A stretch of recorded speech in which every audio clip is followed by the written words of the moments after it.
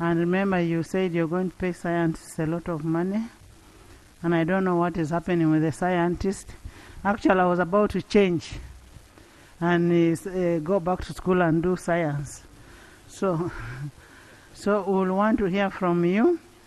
We are all stakeholders. We feel bad when our medics go on strike. But all the same, we commend you for giving them an enabling environment for them to work. But they need to be paid for them to be able to work. When you look at what is happening with Ebola, most of the people who have succumbed to Ebola are medics. So they need to be motivated to do whatever they are doing. I want to thank you so much. We'll look at matters of national importance if there is no reaction. I was checking the other side whether Honorable Semuju is around. Yes?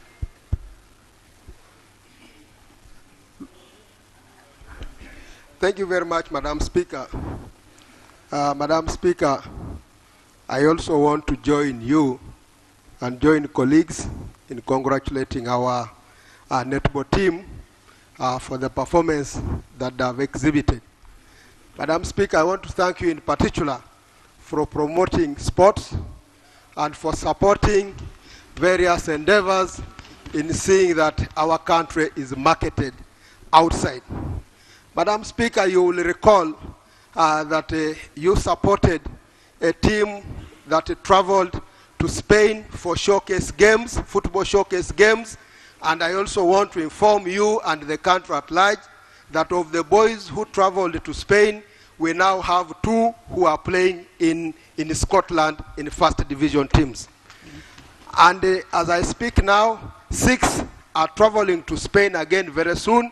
Their visas are being processed. That is 1 year visas are being processed for them to go and play there, play in Spain with the selected clubs that have accepted to sign them. And just today, I have received another request from the English Premier League clubs that have requested for 3 boys who are going to also showcase there for opportunities that this country has. So when it comes to sports, Madam Speaker, really I want to thank you and thank the House that we must continue to support sports, promote the girls, promote the boys, and we see this country getting to the roof. I thank you very much. Thank you, Honorable. Honorable Silwanye. Thank you, Right Honorable Speaker. Right Honorable Speaker, I also want to add my voice in applauding you. You are a Speaker of Parliament, but you have a football team of ladies. I always see you in Ginger boosting that team. I want to add my voice in applauding you. I can officially say I have Kampala Queens. That one. That is the team for the Right Honorable Speaker. I wanted to applaud you on that. Right Honorable Speaker, I felt a lot of pain. I was so excited at the same time. So it was both happiness and pain. That Right Honorable Speaker, when I saw the performance of our national netball team in the world and what they showed in the world, Right Honorable, it showed that we have talent in this country. However, Right Honorable Speaker, we always pass budgets, and especially the budget for sports, we always ring fence.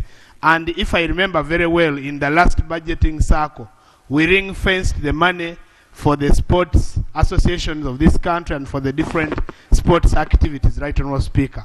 However, what is saddening, Right Honorable Speaker, is that the Minister of Finance has adamantly refused to support the sports fraternity. Right Honorable Speaker, sports is the only place where you will not find NOP, NRM, opposition, black, yellow, red. You will find a unifying factor.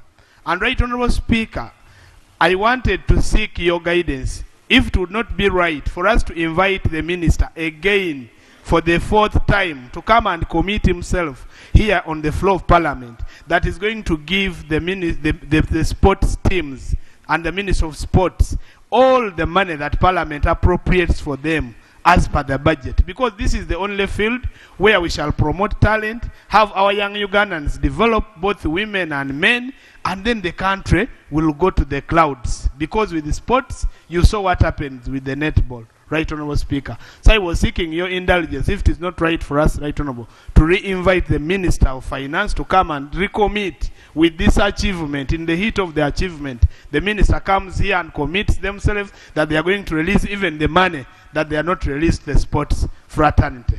I beg to submit, Right Honorable Speaker. Do we have a Minister of Finance?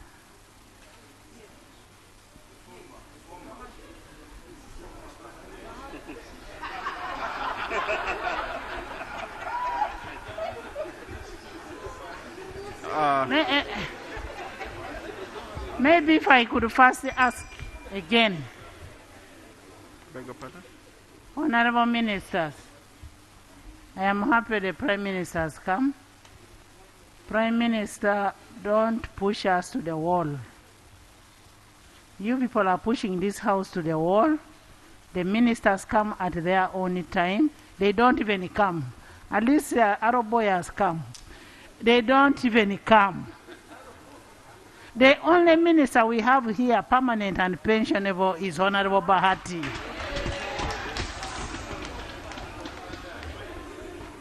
And I want the House to join me in really thanking Honorable Bahati for being here.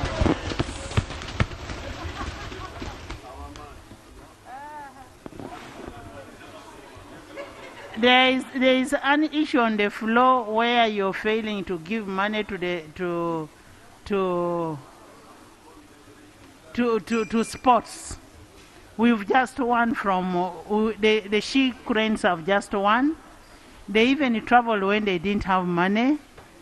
All the sports don't have money. Can we get a commitment from you that you're going to give us money for sports?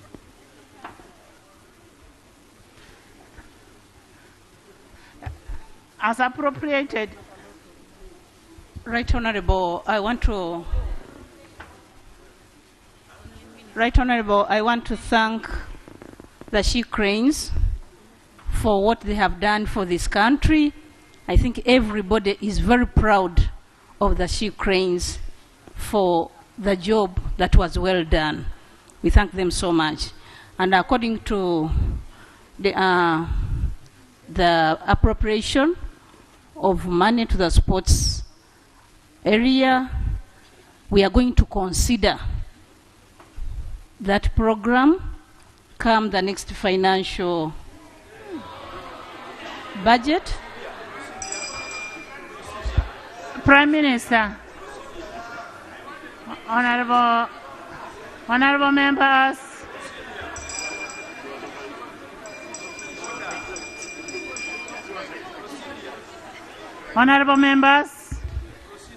the She Cranes has just played. They won in this financial year. You sent them out there without any money. You have under 20, which is in Sudan now. They are doing very well. They are there without money. We did appropriate money for those for sports. We ring-fenced money for sports. You've not released as per the appropriation. And you're talking about the next financial year. Right Honorable, I was still developing my statement, but I wanted to say that we are going to add more money in the next financial, but as for now, we are going to ensure that money that was appropriated for the She Cranes is released. But the other one, I was just adding, except that I started from the other way around. I thank you. Members, can I have some order? Hajat, can I have the Minister of Finance here? The money we are talking about is money for sports. Can I have the Minister of Finance here? And then we will give him an order.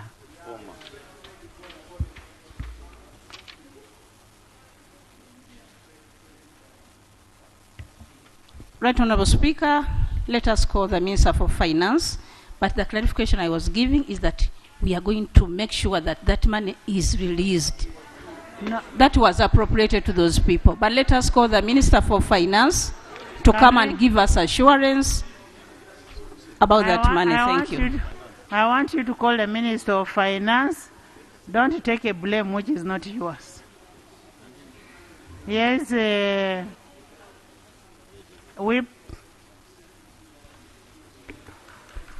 Thank you, Right Honorable Speaker. Let me also add my voice to that of yours and the colleagues and congratulate the She Cranes upon that sterling performance. Madam Speaker, as you require the Minister of State for Health to respond to that concern about the strike. About what? About the strike of the yes. medics. There is another grave universal concern of the country, Madam Speaker, especially given that the usual donors, like the USA, they have circumvented the government and they are now providing funding directly to UN agencies, to partners, and even to other bodies rather than the line ministry. We would like to know from the minister what has gone amiss. Well, is it the usual misappropriations that we know that have bedeviled that ministry, that have scared donors? But it is you to respond to that concern, which is of urgent public importance. Madam Speaker. Thank you. Thank you, Right Honorable Speaker. I want to comment about the issue. I want to comment about the issue of interns. We've just been meeting interns as health committee. They've not been paid for 2 months. The month of September and October. To put this into perspective, when we were interns in 2000, we used to be housed at hospitals, we used to be fed, and we were few. Now we are having over 1,700 interns in Uganda. And not paying them for even a month is a matter of life and death. Because some of them, most of them are housing themselves, they are feeding themselves, they are staying as far as Chira and even Wachiso. Therefore, I want to, and there is another issue. The ministry has refused to meet the leadership of the interns for the 2 months. So there is lack of information. The interns do not know why they have not been paid for 2 months. They do not know why there are salary disparities. And I want the minister also to explain why they should refuse to meet interns when they know they are the backbone of the health system in Uganda. I beg to submit. Thank you. Can I have the last one from the former Minister of Sports? Then you'll give, as you call for us, the current Minister of Sports. Thanks very much. Right Honorable Speaker and the honorable members, I cannot add more on congratulating the She Cranes. And Right Honorable Speaker, I want to inform the members that if it wasn't this parliament, sports wouldn't have reached where it has reached. If it wasn't the speaker, by the way, even before she became a speaker, she contributed a lot to the development of sports. Having said that, Right Honorable Speaker, now that the minister is coming of health to give information about the interns, let me develop my point, then you can bring your order. It's okay. Honorable, you see. The colleague standing there is the immediate former Minister of Sports. Former immediate. He now says, if it was not you, for 10 years he was Minister for Sports. Is he in order to come here and confess that actually he was just jaywalking there was no work for him? Honorable members, Honorable members, the Honorable Minister Bakabulindi is in order. And the Honorable Minister is just giving a preamble of the success of the She Cranes. Thanks very much, Right Honorable Speaker. And I want to remind him that by the time I joined the ministry, we had only one gold medal, and I left when he could not count them. I'm trying to say it has devolved further because of this parliament and personalities like the Speaker. Now that the Minister of State for Health has come to explain about the interns, you recall, honorable members, that during the COVID-19 period, they could be informing us about lack of funds because of certain drugs that were going to be used. Now I've been hearing the ministry is lacking money and is requesting for money for Ebola. But I've never heard what type of treatment they are telling us or what are they buying in order to help the Ugandans. Is this the food that I'm hearing in Mubende, or there are certain drugs that are very expensive? Now that the minister is around, you can tell us more about the need for that money. And also why their money is now being diverted to the agencies instead of you, the ministry. I thank you. Thank you. Yes, Hassan. Thank you very much, Right Honourable Speaker. Right Honourable Speaker, as we join the country and the world in congratulating the She Cranes and the challenges of financing of sports in this country, part of the problem, Right Honourable Speaker, relates to the law that governs sports in this country. We have a very old and archaic law, the sports law. Right Honourable Speaker, I and Honourable Hashim Magogo came on the floor here with the private members bill to amend the law on sports. At that time, the Honourable Obua was State Minister for Sports, and he pleaded with us that government was taking over that bill. We had a meeting with the Honourable Obua in his office and sports officials, and they promised they were bringing here the bill. It is now coming to 6 months. There is no bill. There are no efforts towards that direction. That even explains why government even delays to release money and some of the related confusion in the sports sector because of the absence of that law. Right Honourable Speaker, was it deliberate for government to frustrate our bill? Why aren't they bringing, was it deliberate to frustrate me and Magogo to bring the bill here? Were you doing it deliberately? Why haven't you brought the bill now? And why are we suffering? I thank you. Thank you so much. Honorable, now we have a Minister of Finance. Minister of Finance, we have an issue here. We appropriated money for sports in general. We went ahead as Parliament of Uganda by the powers vested on us to even ring-fence the money that should go to sports. However, what we appropriated has not been given. We have She Cranes, we have football, we have boxing, we have all this. We have chairs, but they don't have money. We want the money that was appropriated for sports to be given to sports. Mindful of the fact that sports is the only discipline that does mobilization, that does not bring issues of political, religious affiliation, that brings this peace in this country.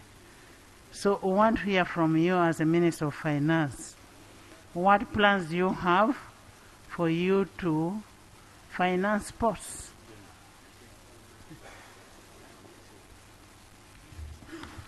Thank you, Right Honourable Speaker and Honourable colleagues.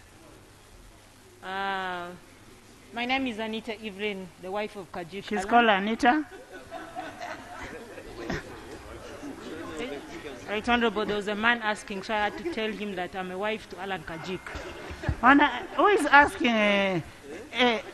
Right Honourable? No, Abudallah.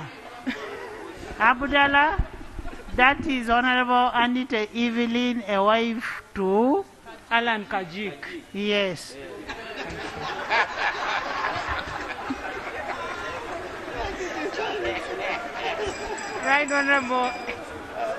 Right Honorable Speaker. Order.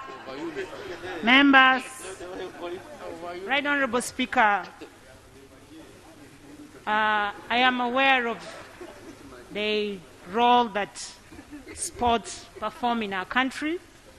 Indeed, it's true that through sports, Ugandans get united, regardless of their political parties. And indeed, it is through sports that our young people get themselves engaged in meaningful activities.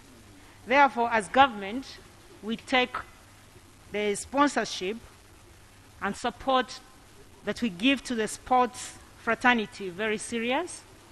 And we do appreciate this August House led by you for appropriating money for sports in the financial year 2022 and 2023.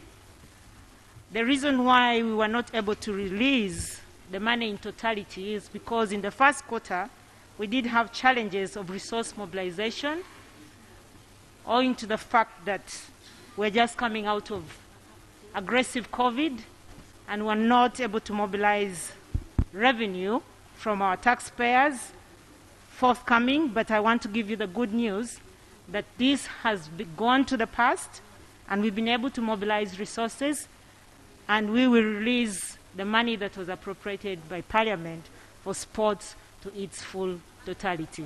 Thank you. Honorable Anita, thank you so much. Can we have the timeline when you're releasing the previous money that was supposed to be given? Because we are in quarter 2, they never got a release for quarter 1, and they have not got for quarter 2. Please tell us when you can release. Maybe you'll release tomorrow, next day, or whichever. Right Honorable Speaker, as I did inform the House through you, I need to make a commitment that when I come for tomorrow's session, I will give the exact date and time of when we shall release the money. Honorable Ministers, Honorable Minister is going to give us the exact date when the money will be released for the first quarter and the second quarter. Thank you so much, Honorable Anita. Honorable Minister, the Government Chief Whip,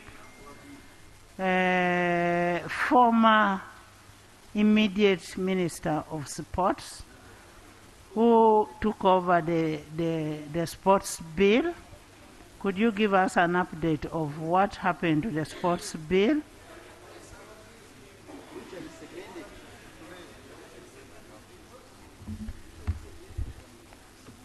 Yes. Procedure, Right Honorable. Yes, a procedure matter. Thank you, Right Honorable Speaker. I rise under Rule 83, Sub-Rule 1B, read together with Rule 7, Sub-Rule 3. Right Honorable Speaker. And I would want to seek your ruling and clarification as to whether this House suspended Rule 83, Sub-Rule 1B, with regard to sitting in this House. Right Honorable, the rule provides that a member shall not cross the floor of the House or move around unnecessarily. If I may refer to Rule 7, Sub-Rule 3, Right Honorable, it says that in deciding a point of order or practice, the Speaker shall state reasons for the decision and shall cite any rule of procedure or other applicable authority. Right Honorable Speaker, it seems to have been perceived by members in this House that at one time when you said that it was free sitting, that it had become a perpetual free sitting. As you can see, Right Honorable, And I would want, if you may recall, Right Honorable, one day I had sought to approach your chair and I had your authority to proceed. I was sitting with you and a minister came and ordered me to vacate and leave.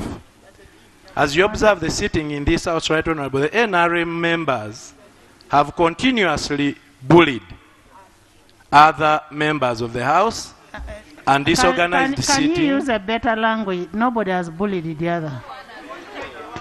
Nobody has bullied the other. Listen. Ministers have come and sat anywhere they have wanted.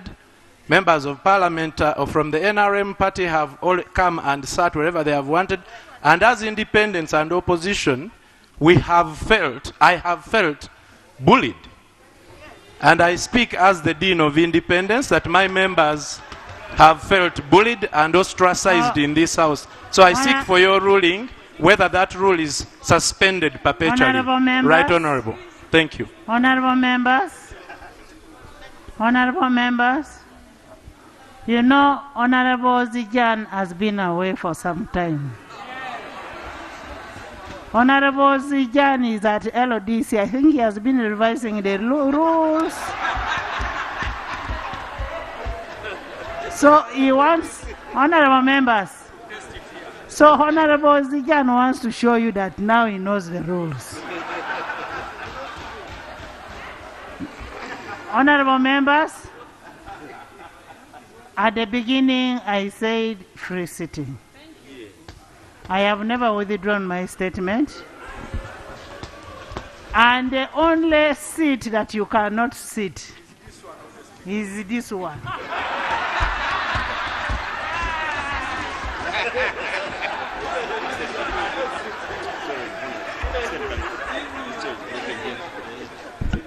Honorable members, but Daudi, Honorable Zijan Daudi, you're most welcome back. Welcome back to the House. Honorable Bua, can we finish?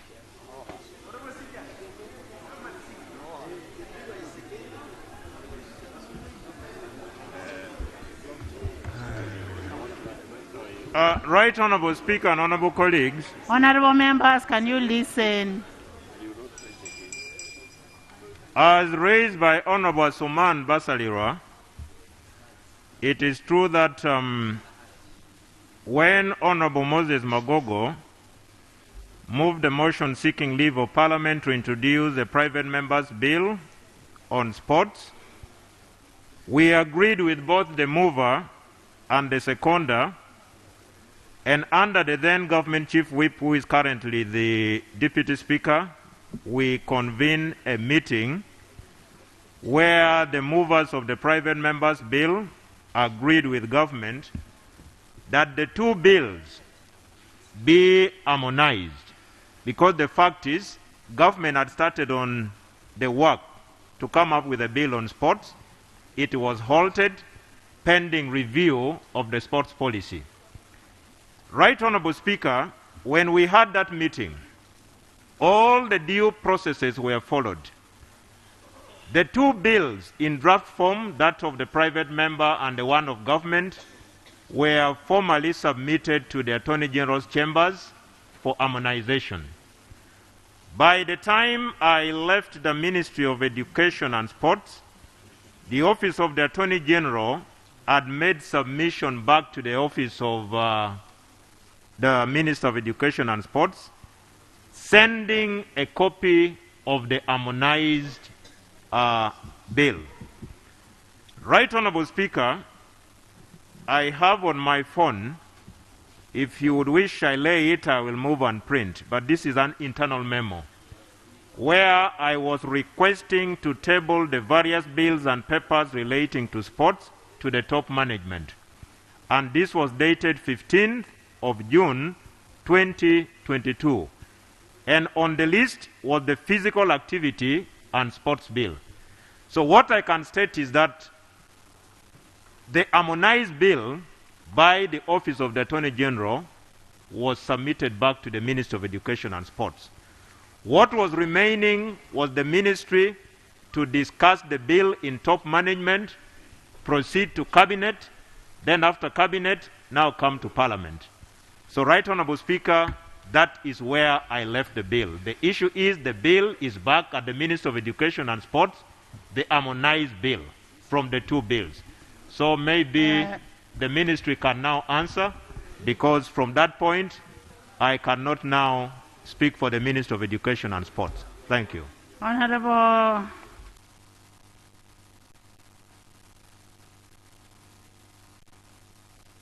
the harmonization of what the private member had raised and what the minister was raising would have been done at committee level.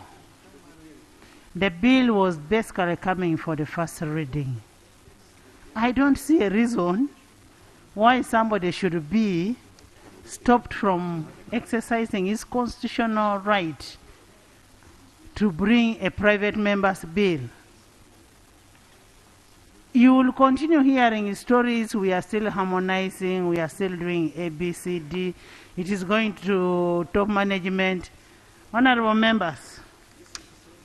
Honorable members. Yeah, Minister, you have some information?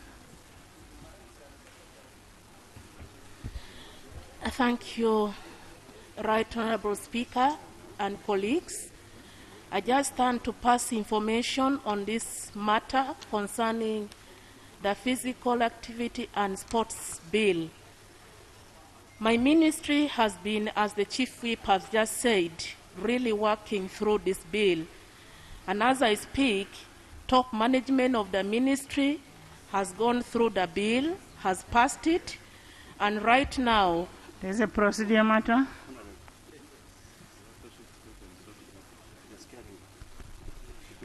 Thank you, Right Honorable Speaker.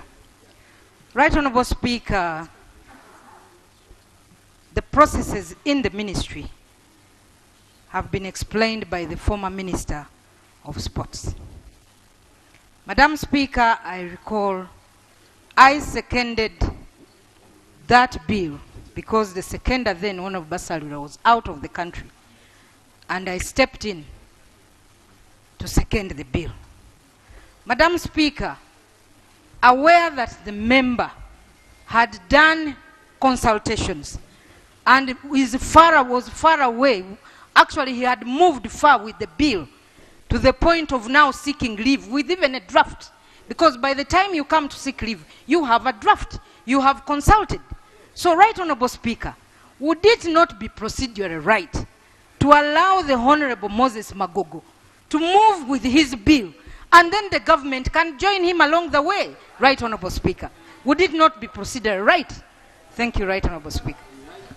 Honorable members, I want to refer you to Article 94 4B. A member of parliament has a right to move a private member's bill, and a member of parliament in his own right moved a private member's bill. He sought for leave. He was given leave. It came for the first reading. It was hijacked and blocked by the minister then, Honorable Bua. And I am therefore asking the private member to come for the first reading tomorrow on this bill.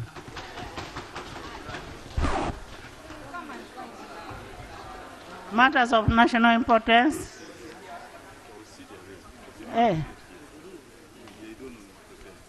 Madam Speaker, thank you very much. Madam Speaker, when we raise issues in this parliament, we expect ministers to come and answer. You were in the chair when I raised the issue of our relationship with Congo, following tweets by one general of the military, and you directed the minister to come here and give a statement. Honorable, Madam Speaker. before you finish, there's something I don't want to forget on the interns first. Then you come.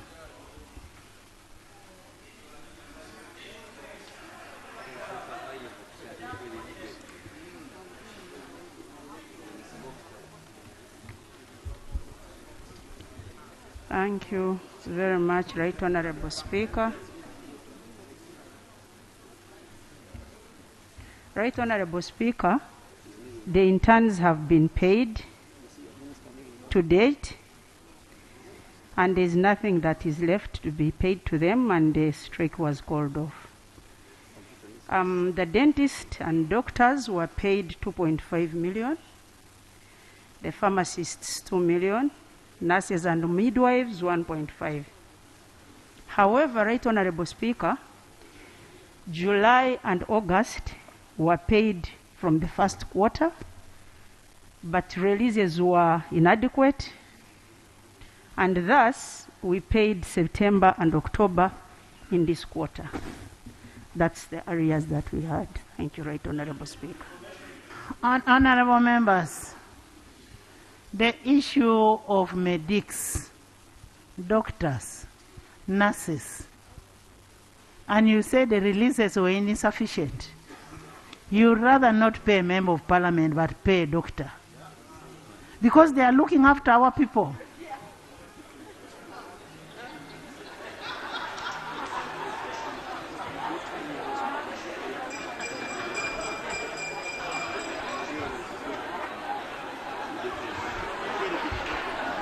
Members, Right Honorable Speaker. Members,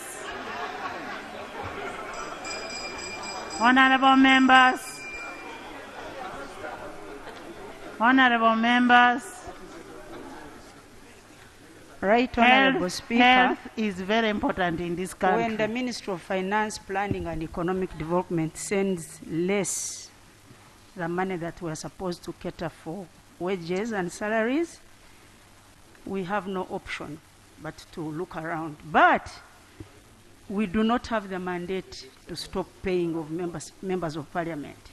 Did you come back to this Minister of house? Finance that pays parliament. No, did you come back to this house to tell us that you don't have money for salaries? Because we are the ones who appropriated. We have been writing to this house and also to Minister of Finance over the money to do with interns, because interns keep coming in different times to our hospitals. They don't all come at once. As far as I know, we have not received any communication, because if you're writing to this house, you'll write to the Speaker. We have not had any communication in terms of payment of medics. Law? Information. Thank you, Right Honorable Speaker. Listening to Honorable members, kindly listen to my honorable sister, the Minister of Health, explaining our way in summary terms that the interns were paid and their matter settled and strike called off. First of all, if they have been paid, thank you. Will you explain to this House, Honourable Minister, how many lives were lost out of that negligence? And who should we really demand to account? Because, Right Honourable Speaker, for the minister to simply casually come here and explain that they have after all paid, when people are complaining about patients not attended to because somebody is casually attending to duty, is unacceptable.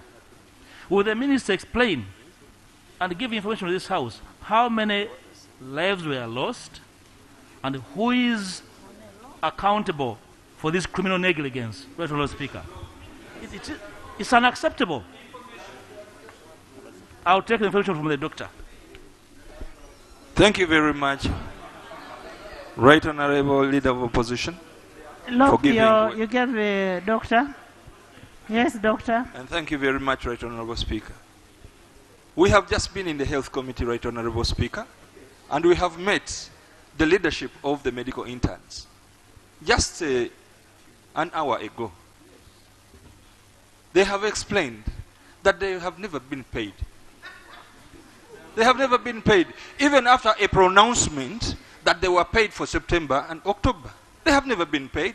They have not even called off a strike. They have not even been met by the Ministry of Education or anybody else.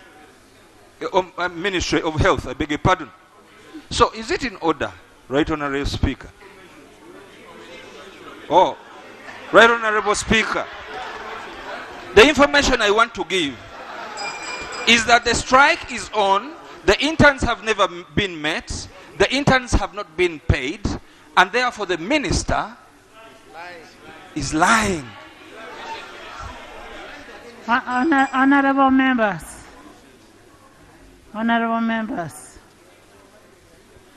as I said before, the persons that we are talking about are very, very important in our lives. It's about one's health. Assuming tomorrow you go for treatment and that intern refuses to treat you, what happens? And they are watching us lying in this house. Honorable Minister, I want evidence that the interns were paid. And I want that evidence to be laid on table tomorrow. Before she apologizes.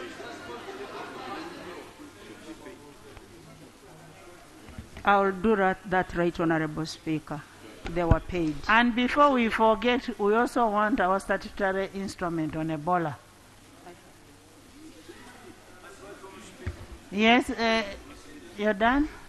Right Honorable Speaker, you've been so generous to the minister for affording her some hours. But the Ministry of Health is a few minutes away. Should have laid that evidence today, because if we continue with this kind of procrastination by the minister, lives are going to be lost overnight. And he's just saying he'll be here tomorrow to lay the evidence of payment. No, I don't think Dr. Lumebaiga is feeding this house with lies. So between the minister and the honorable members of the committee, we must find a liar, and we have that liar charged. Right, Honorable Speaker. Yes. Thank you, Right Honorable Speaker. I just wanted to bring further information to the minister. One, in addition to not being paid, the interns have stated for 6 months they have made effort to meet with the ministry, but the ministry has refused to meet them. The only information they get is through the media. Secondly, the issues on which the interns are striking about is also on the issue of salary discrepancies. The president directed that the interns be paid half of the salaries of their seniors. But what is happening is that the Ministry of Health has decided to apply their own salary scale. The nurses are supposed to get 2.2 million, they are only getting 1.5 million. The pharmacists, the intern pharmacists are supposed to get 2.5 million, they are only getting 2 million as she has stated. Why has the minister defied the directive of the president of this country, General Lieutenant Yoweri Kaguta Museveni? Can't you please explain? Information.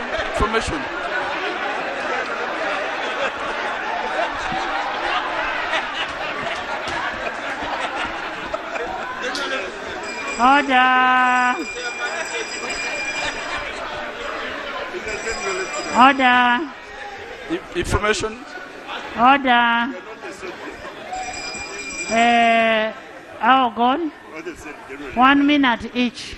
Right Honorable Speaker, as we talk about the salaries for interns, I think it's only very important that we bring it out that it is like a general thing. I got a call from somebody who works with the UMI, and is complaining that the consultants who are working with the Uganda Management Institute have not been paid for the last 8 months.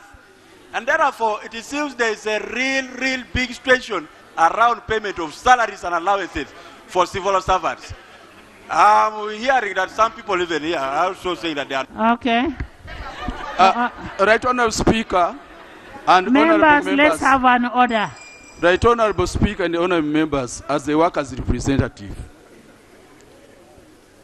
if a strike has been led by the interns, there is no way the government can call off a strike.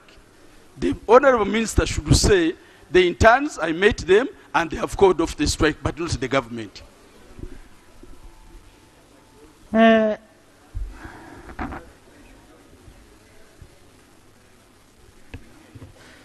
Thank you, Right Honorable Speaker. Right Honorable Speaker, you remember last week, the Minister of Finance, Honorable Musasi Henry, was here, and he told the House that salaries have been released 100%. Right Honorable Speaker, it has become a habit for the ministers to say this, another one says this. The Minister of Health is telling us that there were insufficient releases, when actually Honorable Musasi was here telling us broad day that releases were 100%. Now, I think Right Honorable Speaker, it is very important that among these ministers, we find out who is playing with the House after deliberating ourselves to allocate money, and they come here, they start playing around. The minister says they release the money. So we need to find out who is lying who. Thank you, Right Honorable Speaker. Thank you, Madam Speaker. Madam Speaker, this point about the interns, the House, and the way we are taking it must be even stronger than what we are debating. When you go to all the health centers, it is the interns that do all this work. When you are in Kampala, at least we can talk about, but go outside Kampala.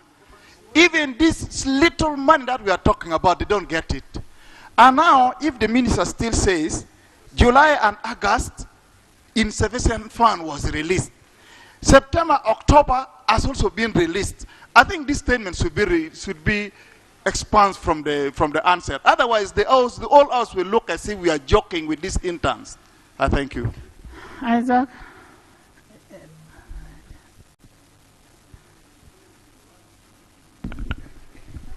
Thank you, Right Honorable Speaker. Yes, I just wanted to echo my voice to Honorable Pio. It's true, I'm also from the Health Committee, and it is true we had the interns this morning, and all the information they've spoken is actually true. The strike is still ongoing, and they stated it highly, especially on the issue of their accommodation. Because before, actually, the interns used to get some accommodation. But right now in the country, only 26% of interns actually get accommodated within the health centers. And this is causing a lot of pressure on them. We are all more than aware that 70% of the workforce within our healthcare system is actually filled by the interns. So it is actually right that we support them. And although we appreciate the government effort of increasing the salary of interns from 750 to almost 2 million for the doctors, yes, we appreciate. But the directive of the president, I think, must be actually. Thank you, Avoro. Thank you, Right Honorable Speaker. Right Honorable Speaker, I cannot agree with you more than what you stated, that the health workers in this country and the world over must be treated with the most care that they deserve, because they are second to God as far as life is concerned. But, Right Honorable Speaker, the underlying cause of all these lies, all those inappropriate reporting by the front bench must be traced. And according to me, the problem is nowhere other than with the Ministry of Finance. Because I did listen to the PSST saying the only areas that workers in Uganda should date as far as September. That means effective October, all of us who earn from the consolidated fund should have been paid. Right Honorable Speaker, if you go to the lower governments, things are not good, Right Honorable Speaker. You sent us for recess. I was in my constituency. People have not got paid. No service delivery. PDM, no money has gone, and yet we are talking of releases. So why can't we for once be honest to people of Uganda? Why can't we for once be honest? Even in our homes, there are times when things are hard, and you tell your wife, you tell your husband, things are hard. But you are frank, you are honest, and says, let's deal with this, let's deal with this. Because it is so disheartening, Right Honorable Speaker. I spent a night in Mulago on Saturday and Sunday. I was all in my home last evening with the ailing sister. But you see the amount that health workers are trying to really do their best. But indeed, money motivates. What I don't want to agree with is that because somebody has not been paid. Honorable Buru is the Vice Chairperson of Finance. So when she talks about finance, she knows finance more. She knows what happens in finance, and she's the only person who can tell us what finance is hiding. Jessica? Thank you so much, Right Honorable Speaker. I have listened carefully to the concerns and the responses. Right Honorable Speaker and colleagues, issues of salaries are right issues. Therefore, beyond even health workers, once somebody has done work, he or she must be paid. In the appropriation, salaries and allowances takes the first call. We have never reduced any provision in relation to salaries and allowances. Therefore, in my view, the Right Honorable Prime Minister is in the House. This will be taken up by government. Government should commit itself that this will not be repeated. We can play with other things, but not people's salaries. Thank you so much, Right Honorable Speaker. Honorable members, thank you so much. In the public gallery this afternoon, we have clerkship students who are currently doing internship with the Department of Legislative and Procedural Services in Parliament. Where are you? Please stand up and just say hi. You're most welcome. They have come to observe the proceedings of this House this afternoon. Join me in welcoming them. Welcome, please have a seat. Members, on the issue of the strike, the discrepancies in payments of salaries, we need a comprehensive statement. Comprehensive statement in this House tomorrow, which we will debate. We also want evidence of payment that should be laid on table, and we want evidence that finance did not release all the money. If you're saying they didn't release, but as far as we know, the minister told us that all the money for salaries were released. So we need all that tomorrow, and come ready for a debate on the issue of medics. And we had talked about the Salary Reviews Commission. How far has it gone, Prime Minister?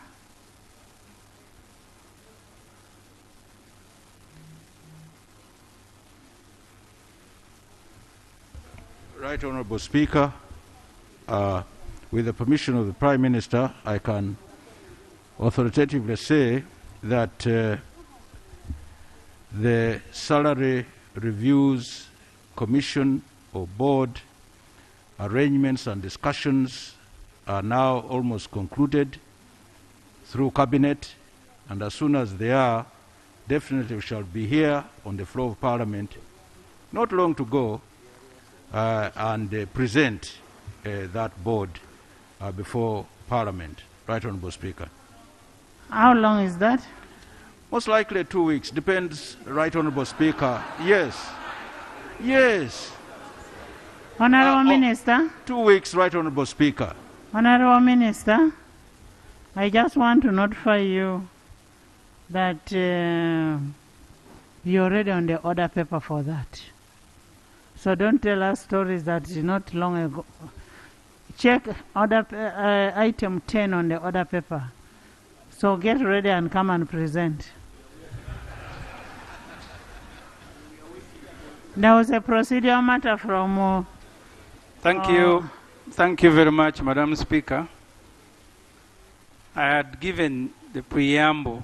I did raise here a matter to which you directed the government, specifically the ministers for defense and foreign affairs, to come and brief Parliament. The reason I am reinstating and raising a procedural issue. To brief Parliament on what? The issue was there was a demonstration in DRC, but there was also a resolution of Parliament of Congo that Uganda should be expelled, even Operation Shuja, for which we passed money, should be stopped. Madam Speaker, things have now escalated. Because recently we had the CDF in Kenya, and they agreed to send an East African standby force in DRC, Uganda inclusive. This week, the president of Kenya actually inspected the parade and instructed Kenyans to go to Congo and begin fighting M23.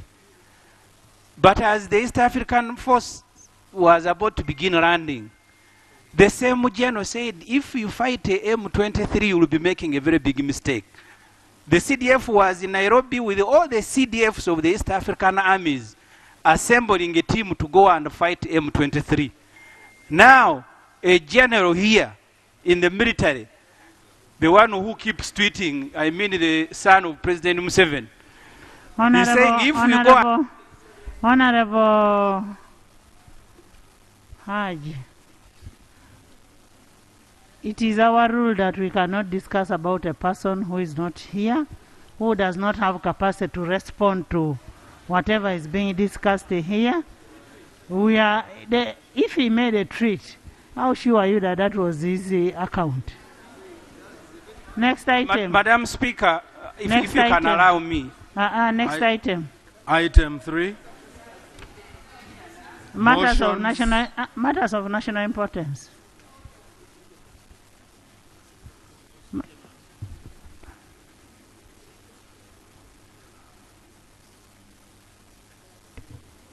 Thank you, Right Honourable Speaker.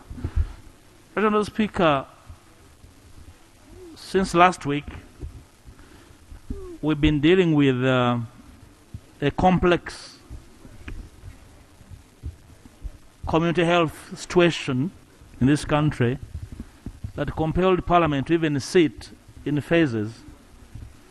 And over the weekend, we're getting reports from other areas, specifically Dr. Abed Bwanika's constituency, of Ebola escalation. I was expecting the Minister of Health to debrief this House, probably if we're responsible enough on a daily basis, on the progression and the steps taken to arrest the situation now that we are getting reports of the same problem escalating in other constituencies as part of remedial action, updating the nation, especially leaders in this House, as to how far they have gone in dealing with the situation that far, or whether we are dealing with an escalation or a containment of the Ebola situation in this country, Honourable Speaker.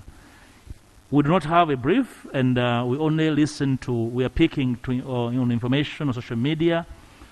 And the latest in the country as leaders, not really what we know, for us to be able to inform ourselves and the people we lead as to what next, especially with escalations in other regions. Honourable Speaker. Honourable Minister, I think you'll need to give us an update again on Ebola by end of the week.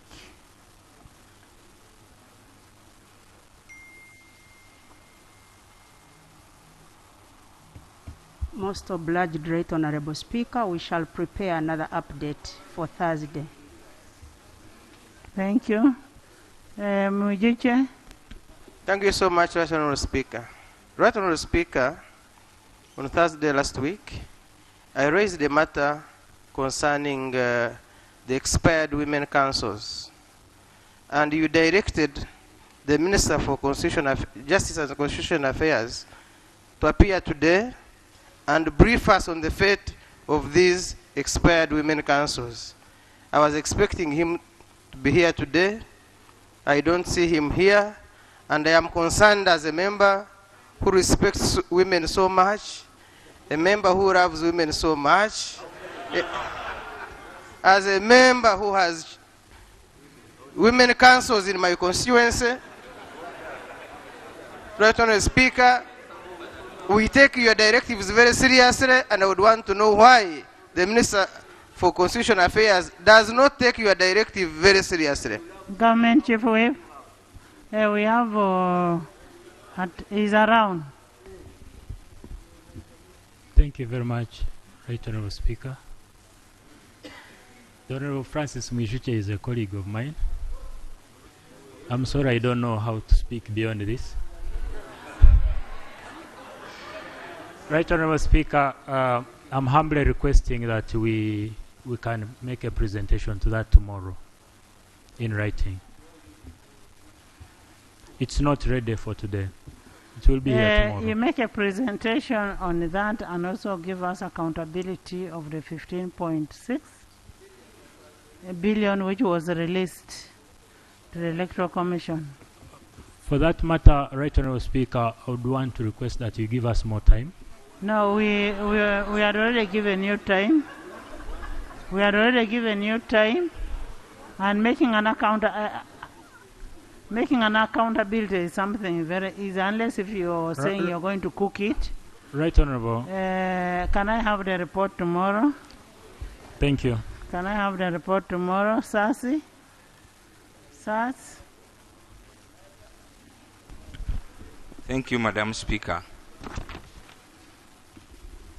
Madam Speaker, I'm raising a matter of national importance regarding increased deforestation and the total conversion of our natural forests into eucalyptus plantations in Gomba. Madam Speaker, Gomba has 10 forest reserves covering 10,753 hectares. But all these have been given out to private investors who have gone ahead to plant eucalyptus trees all over. Consequently, losing out on the natural benefits of forests. Madam Speaker, according to Section 13 of National Forestry and Planting Act, it states that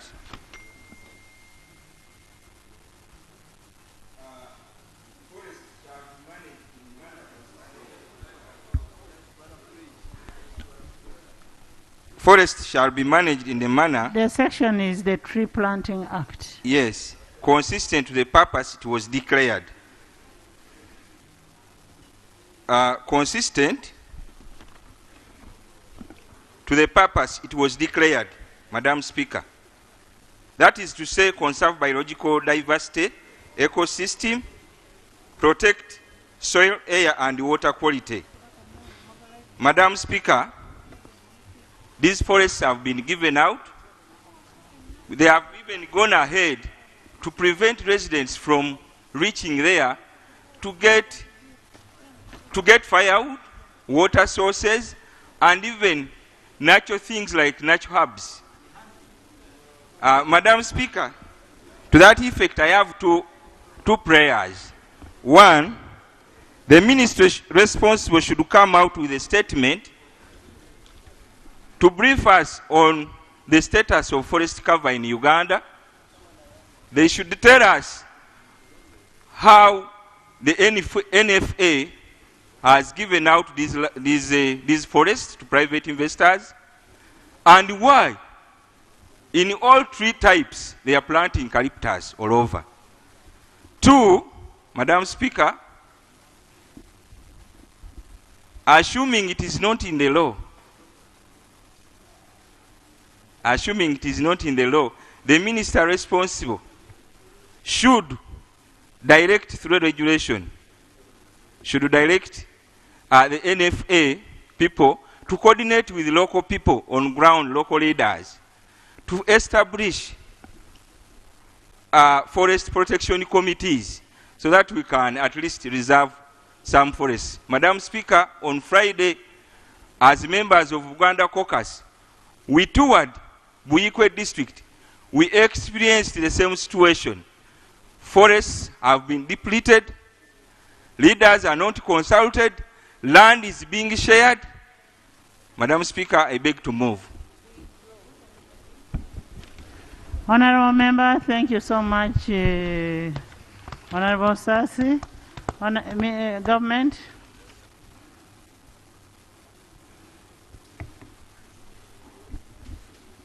Right, Honorable Speaker, I thank the Honorable colleague for the concern about our environment. But what I would like to say about NFA is that they have the authority to allocate land to the public to plant trees. And it depends on that person who has been given the land, which type of trees he or she wants to plant according to the guidelines. So I will say, Right Honorable, that the people who have been given land and maybe they are not planting the trees, those are the ones whom we should investigate. But those ones who are planting trees, they are responding to the call to preserve the environment. Then those people who are going to the forest to get firewood, again they are destroying the forest, because he was saying that the people have been refused to go and collect firewood. They are continuing to destroy the forest, yet they are not supposed to do that. They are not supposed to go and collect firewood from the forests. Members, order. Prime Minister, maybe you need to understand what you have said more, that the encroachers, it is actually the encroachers who have planted some eucalyptus trees in that place. Now, for him, his question is, who gave powers to those people to destroy the original forest of NFA?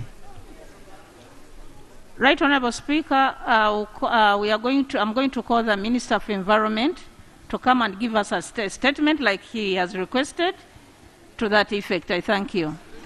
And then his other issue is, did anybody take over powers of Parliament to do the gazette the forest which belongs to government?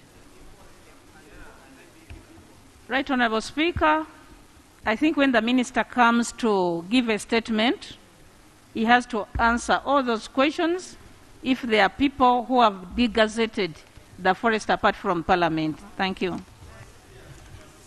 Honorable Law, just a minute. Thank you so much, Right Honorable Speaker.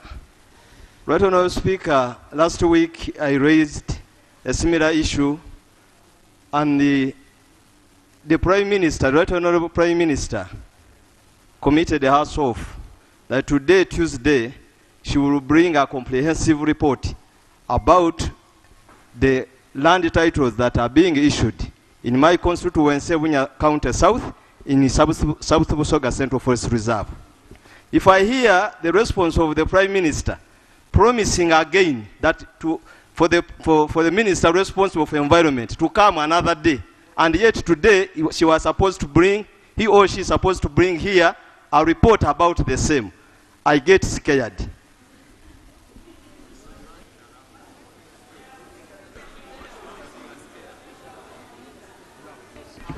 Right, Honorable Speaker, the point of procedure that I wanted to raise, are we proceeding well by the same Prime Minister to come on the floor of Parliament? She's not the same.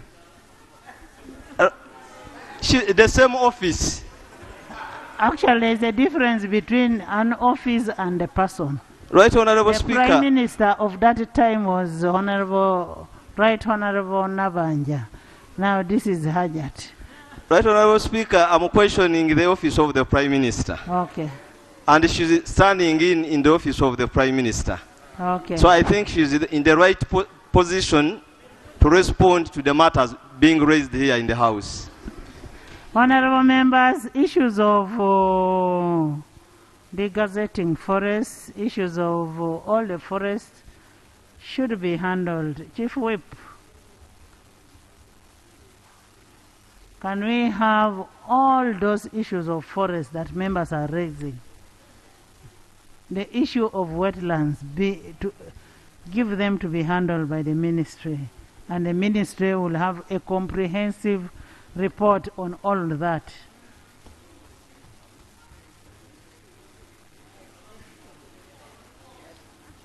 The Chief Whip could continue consulting as I give this notice, Right Honorable Speaker. Yes, he can consult, but not on phone. Right Honorable Speaker, I did an excursion in Bunyoro. I've been doing an extensive excursion in the central region here in Uganda. The issue of the Central Forest Reserve is a very, very serious matter. The Shadow Minister for Environment is computing a document, and I put the House on notice. It will be laid here and debated about who is doing what in the Central Forest Reserve.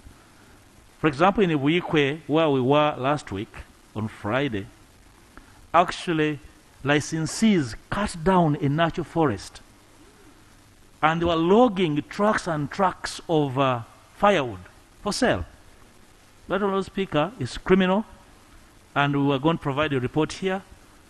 But it's appropriate that the Prime Minister lays her report so that we can actually debunk the concoctions in it from our own presentation. You can both lay your reports, and I will refer them to the Committee of Natural Resources. Right, Honourable Speaker, we shall be ready with the report next week.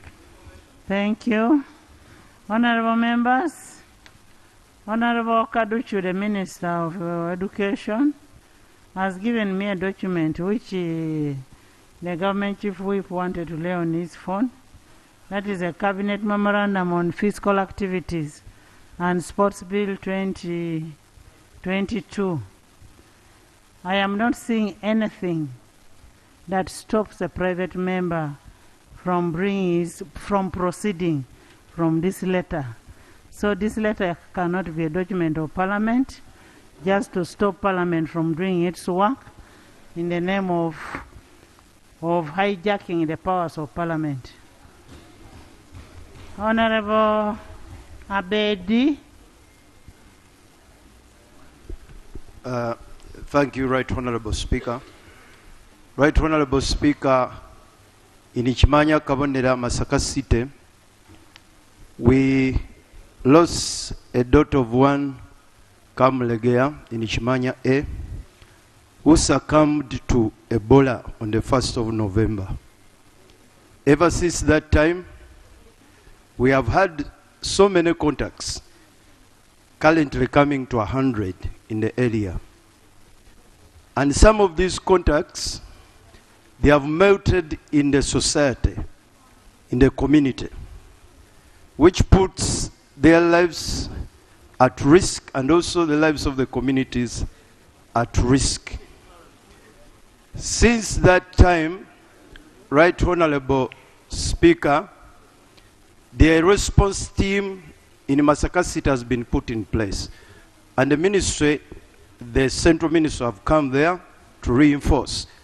But there is no money. There is no money. My prayers, Right Honorable Speaker, that government should avail funds to enable the response team on the ground do their work. Secondly, government should deploy technology to track down these contacts who are within the communities, because they put the community at risk. And thirdly, Government should deepen sensitization and mobilization of communities so that they understand Ebola, so that we don't have those issues of denials and people running away within communities. I so submit. And running to which doctors? Honorable Minister.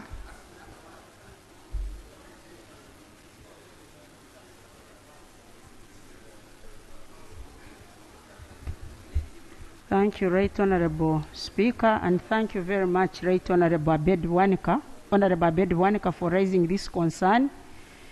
I hope your case is not a probable. It has been tested and confirmed as Ebola. I hope so. Once the person is tested and confirmed that he has Ebola, we don't allow them, first of all, to live in the society. Secondly, we trace all contacts and quarantine them. And thirdly, this person is buried scientifically. If all this took place, then that person is confirmed. But if it's a probable, then we can't tell, because somebody can fall sick in a village and people bury them. But where the person has been confirmed, we always take all the contacts into quarantine. Thank you, Right Honorable. Right Honorable. Right Honorable Speaker. Right Honorable Speaker, I'm talking about a confirmed case. I'm not talking about probables. This is a confirmed case that was confirmed by the ministry, and the lady was buried in Vutale. I'm talking about something confirmed. And these people, the contacts, you don't yet have them. It's now a week, you don't have those contacts. One of the contacts is in Vujiri, another one is in Jinja. I'm talking about serious things. Honorable Minister. Honorable.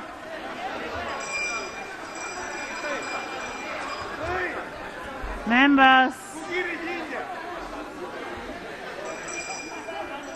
Honorable Minister. Honorable Minister. Honorable members, can I have the order in the House? In the last submission that you made, you said, whichever burial that takes place, now it is your team that takes over, irrespective whether it is confirmed that it's Ebola victim or not. So I think he has an issue that really needs to be answered. And it's a very valid issue that you need to go back and agree. Maybe you need to get more information from him. Honorable Agaba. Honorable Agaba.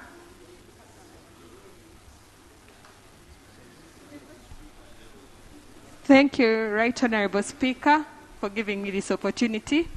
I'm Agaba Aisa, representing the people of Bugangais East in Kakumiro District. Right Honorable Speaker, I rise on a matter of national importance concerning the land grabbing and illegal evictions in Bugangais East County in Kakumiro District.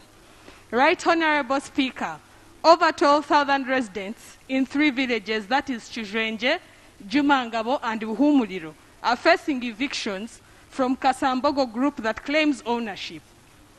The land in question is on plot number 58, block 333, and it hosts 3 villages, out of which 2 are part of Bugangais East and Bugangais West, which is 1 village. The affected communities have settled on the said land since 1992.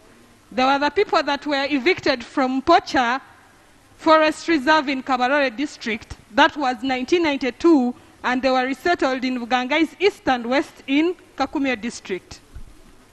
Right Honorable Speaker, since then, for about 30 years now, these people have settled on this land, and others have been born and raised on this land uninterrupted, and they live in harmony.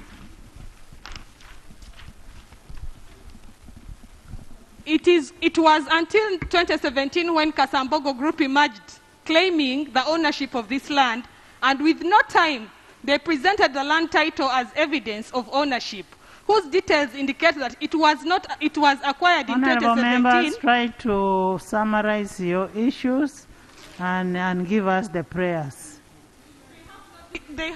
They have no details of transaction of transfer of land titles. Right Honorable Speaker, my prayers. The Ministry of Lands and Housing, Urban Development should cancel the land title in the names of Kasambogo Group, which claims ownership of land in question, and also halt all activities of this group on this land until the matter is resolved. The government, through the line Ministry of Lands, Housing and Urban Development, should survey and demarcate the land such that it issues land titles to the occupants of the land who by law are bona fide owners in Bugangais East to avoid conflicts. Government should embark on a process to compensate all genuine absentee landlords to end conflicts on this land. Lastly, Right Honorable Speaker, the Office of Attorney General should take on and defend all cases in Masindi High Court that are filed by the absentee landlords against the occupants in Bugangais East. I submit. Right Honorable Speaker. I want you to amend your prayer by not asking the minister to cancel, but ask the minister to investigate on the ownership. After investigation, an action will be taken. Right Honorable Speaker, I ask the minister to investigate on an issue about Kasambogo Group and the land in Chijenje and Uhumuliro and Jumangabo in Bugangais East. I beg, submit. Honorable Minister, I've seen Minister of Lands. She's around. Minister is around. Thank you, Right Honorable Speaker. One of the prayers was that there's a procedure matter. one of the prayers was that the Attorney General should defend all cases. Madam Speaker, there's a procedure matter. Oh, sorry. Without attempting to prejudice the matter raised by my colleague, the procedure issue I am raising, because my understanding is that that area is also represented by the Prime Minister, who has been moving all over the country stopping eviction. But now in her backyard, an MP representing a county is complaining. So the procedure issue I am raising, Madam Speaker, is whether by the MP coming here, actually the Prime Minister is just pretending everywhere else she goes. Because if you can't stop eviction in your own backyard, you cannot be stopping it elsewhere.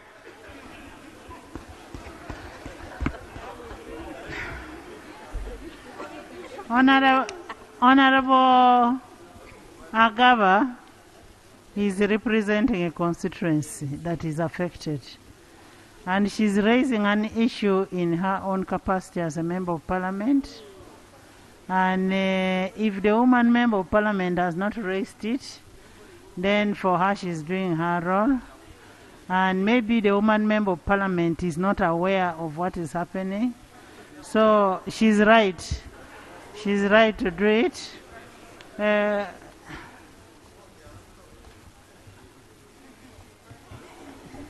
Thank you, Right Honorable Speaker. The Honorable Member of Parliament made a prayer that the Office of the Attorney General should defend cases filed by absentee landlords against the sitting tenants. Right Honorable Speaker, I wish to inform the Honorable Member and colleagues that as the Office of the Attorney General, we cannot defend cases to which we are not a party, unless the Attorney General is sued alongside the sitting tenants. It's not possible for the Attorney General to interest himself in those cases. Thank you. Thank you, Honorable Minister.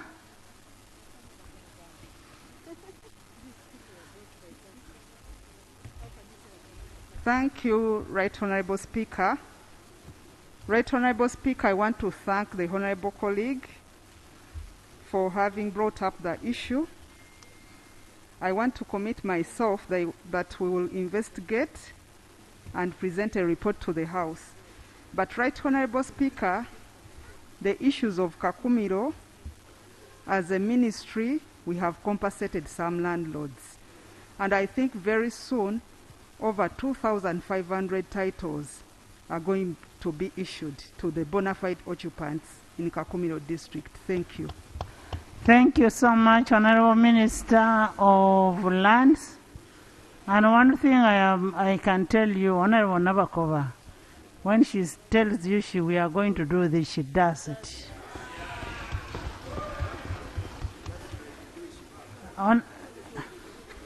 Honorable Mugabe.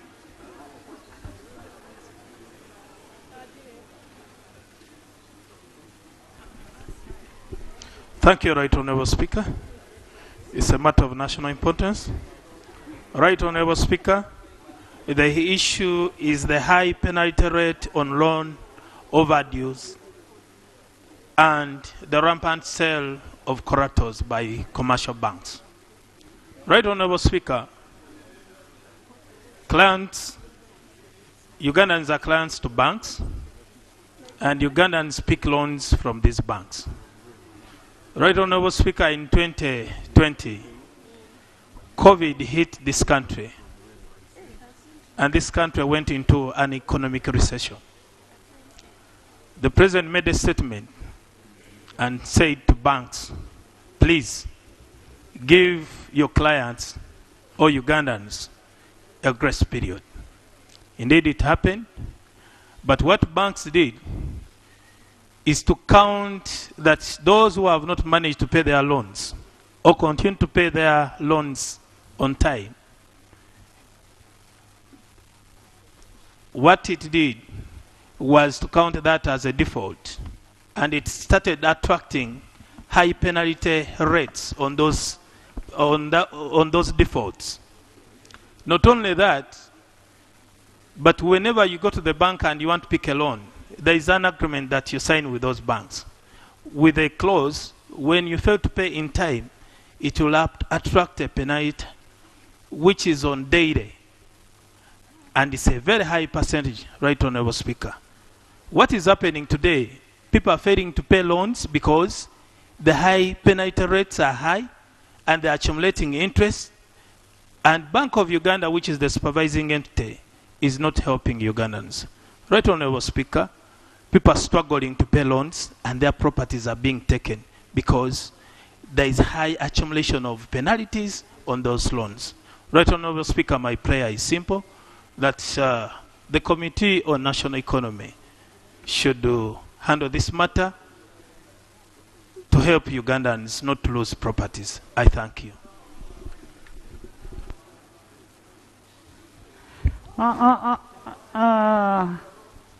The minister was supposed, the Prime Minister was supposed to come with a response on that issue, but these are matters of the law.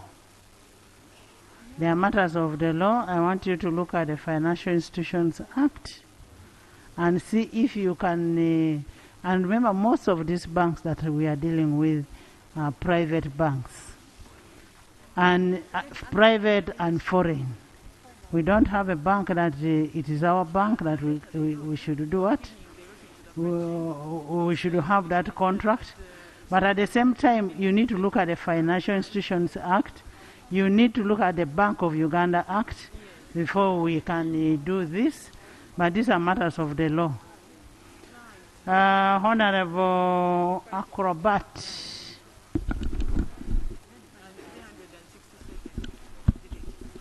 Thank you, Right Honorable Madam Speaker. I rise on a matter of national importance regarding abandonment of a contract to extend hydroelectric power to Bugendera by a modest company. Right Honorable Speaker, the issue of contract abandonment is becoming a serious issue in this country. Modest company was contracted to extend power in 2018, but to date, Madam Speaker, they have ceased, abandoned the contract. After installing the poles, Madam Speaker, Bugendera is having 12 sub-counties, 2 town councils, many government installations without power. Madam Speaker, my prayer, I pray that modest companies should be investigated for the failure to complete the contract. Number 2, the Ministry of Energy should seriously intervene to ensure the contract is completed. The final prayer, Madam Speaker, I pray that the Committee of Natural Resource include Bundibujo on their visitation to investigate on issues regarding abandonment of contracts. I submit. Thank you so much. Government. There is a minister.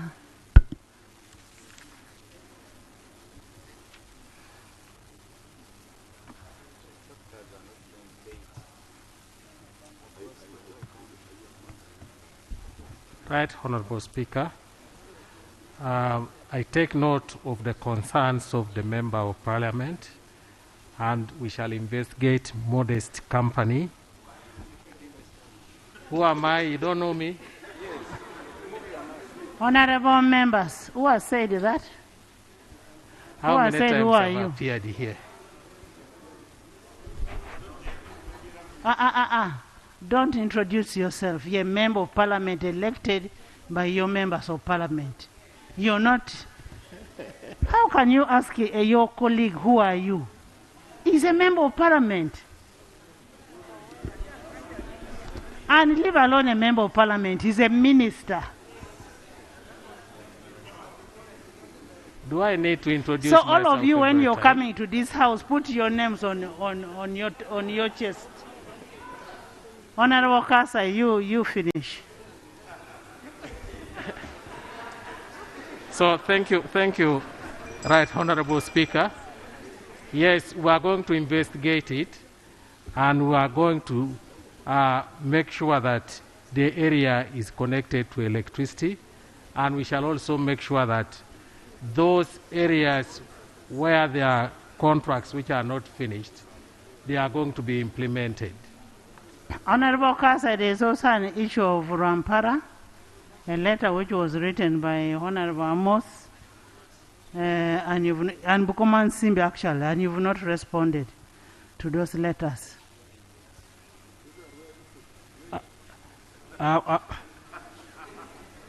Right Honorable, no, Right Honorable Speaker, we just have a number of those letters, and we shall respond to those letters. Okay, can you come back with a response on what Honorable Acrobat has raised on Bukoman Simbi and then on Rampara? Most obliged, Right Honorable Speaker. Thursday. Yes. Right Honorable Speaker, your instructions to the minister is of course most generous. But I'm afraid the honorable gentleman and the minister seemed non-committal, even awareness that they are non-performing contracts, as reported by the member.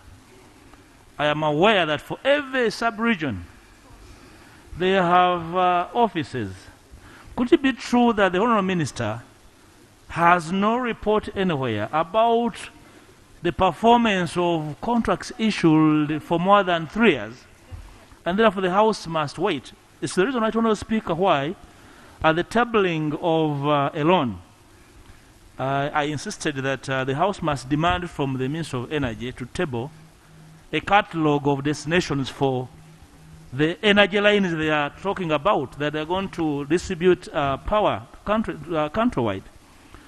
In some of the constituencies I have visited, poles were dropped in the villages and abandoned for now more than 3 years. Where this paid for is a very, very serious matter, and the minister must assure this House that he has a fair understanding of his docket. Otherwise, your confidence is being impeached by your submission. Is the minister aware of the resources of the ministry scattered everywhere? Poles gathering moss, and others are being used as firewood by disenchanted communities. The minister aware, Right Honourable Speaker? He's not convincing on my part. Honourable Minister, can we have a report of all your contractors, how far they have gone, what is the status? When you look at West Nile, the Nyagak project stopped. We don't know what is happening, whether West Nile now has the power. It has been in darkness for long. We had a petition from West Nile. We need a statement from the minister on Thursday on all your contractors. Next, Honorable Lumo. Okay. Right, Honorable Speaker. I will get you the report. I will get the House the report. But on West Nile, I wish to pronounce we have actually commissioned a 33 kV line to West Nile. And the members of parliament from that region will attest to this. And they're actually rejoicing. We are addressing now how we can distribute that power to the communities.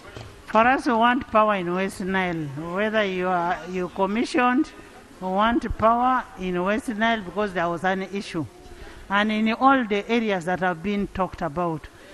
Lumo? Thank you very much, Madam Speaker.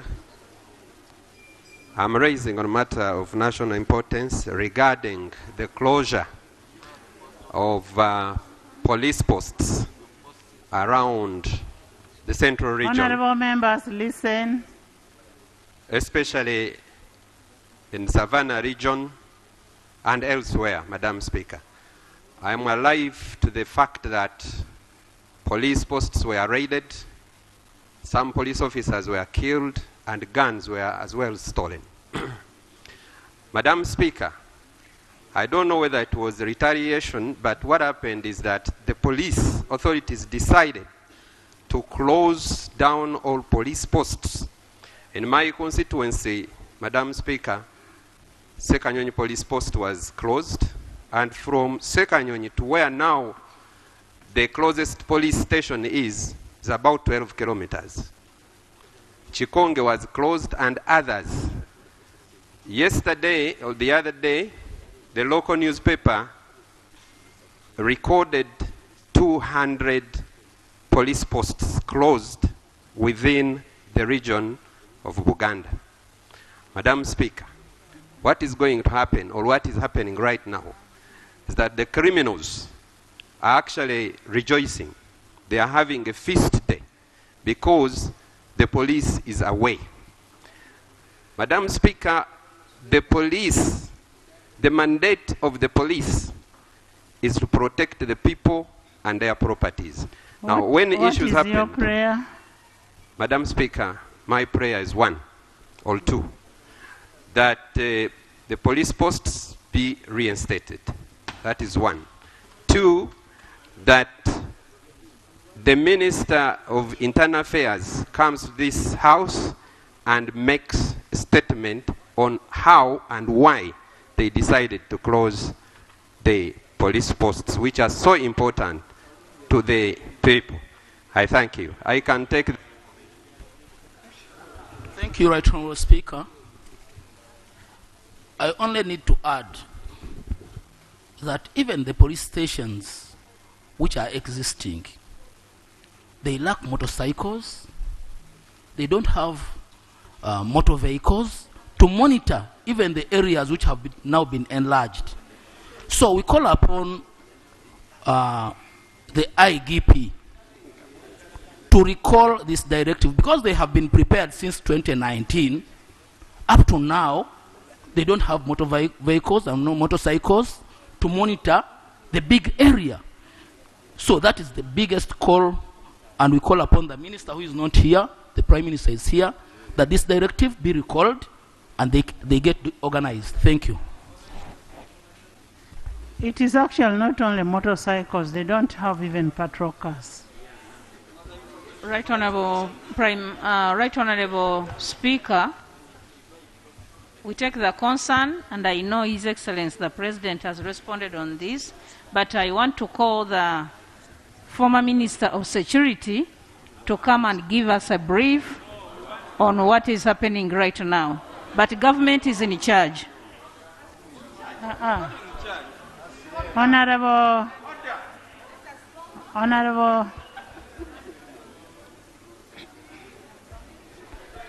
Minister. Honorable Prime Minister, we want, I don't know how we should bring it up. The other day we approved a loan here. We said we must have priorities. Security is one of them, health is the other. Let's have the vehicles purchased, let's have the motorcycles, let's have the police stations operationalized. No, you're not calling a former minister. You have a current minister. Where are your ministers? Why are you disturbing the former minister?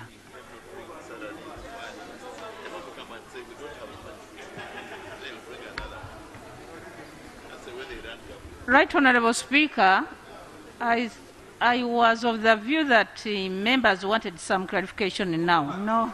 But I can we tell want them, an action, not clarification. yes, government is because some of those people who raided the police, some have been arrested, and government is still investigating, and government is handling that issue.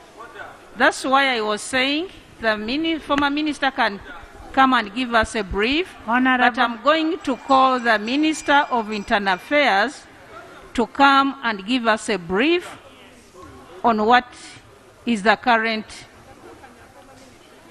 on what is going on right now.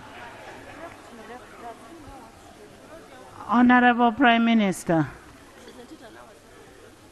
closure of police stations has nothing to do with the former minister of security. It was not closed at his time, it was closed yesterday.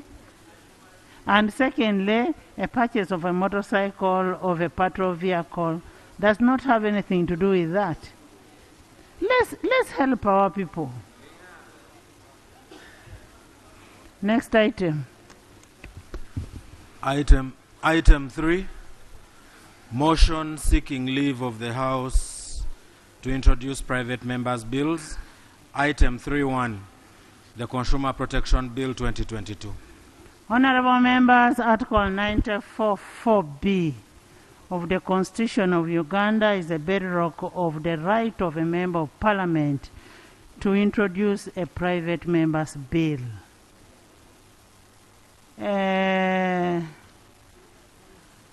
This constitutional provision is operationalized by Rule 121 of the Rules of Procedure.